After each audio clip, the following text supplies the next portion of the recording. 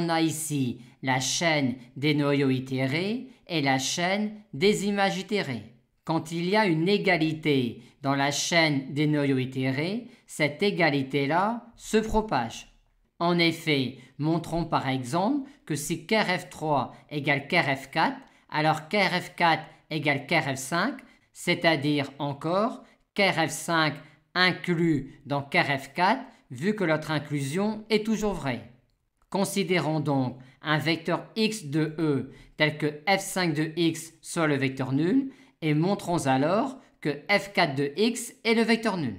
Par hypothèse, on sait que si un vecteur z vérifie f4 de z égale le vecteur nul, on peut alors en déduire que f3 de z est le vecteur nul.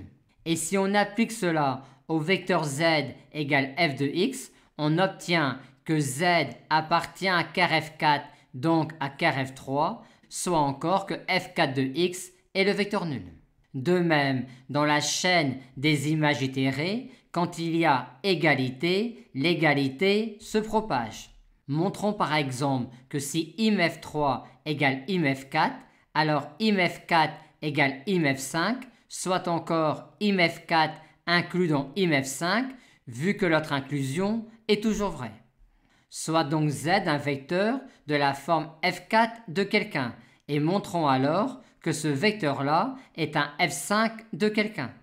Or, par hypothèse, on sait que si on est un f3 de quelqu'un, on est aussi un f4 de quelqu'un. Par conséquent, ce vecteur-là est un f4 de quelqu'un, ce qui démontre que ce vecteur-là est un f5 de quelqu'un.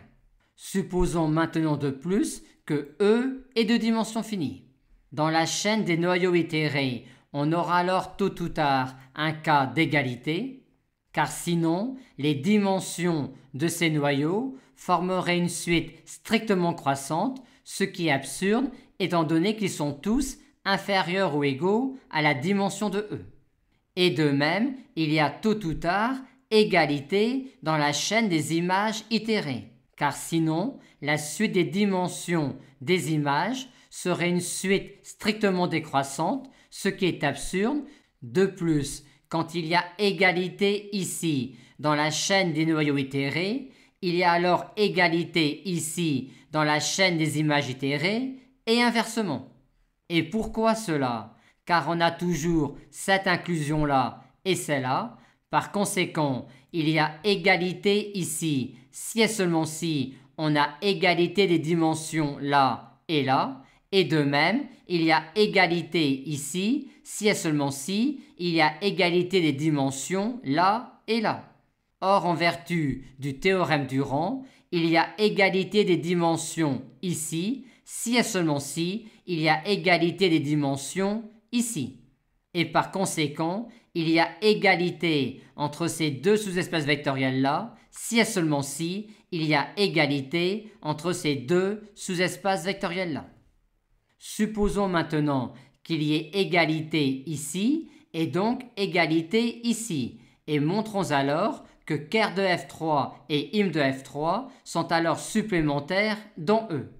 Vu qu'en vertu du théorème du rang, la dimension de E est la dimension de ker f3 plus la dimension de im f3, pour montrer cela, il suffit de montrer que ker f3 et im f3 sont ensemble directs.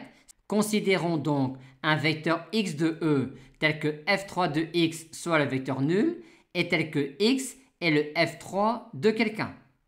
Avec cela, on a tout de suite que f6 de z égale 0. Or, comme il y a égalité ici, elle se propage.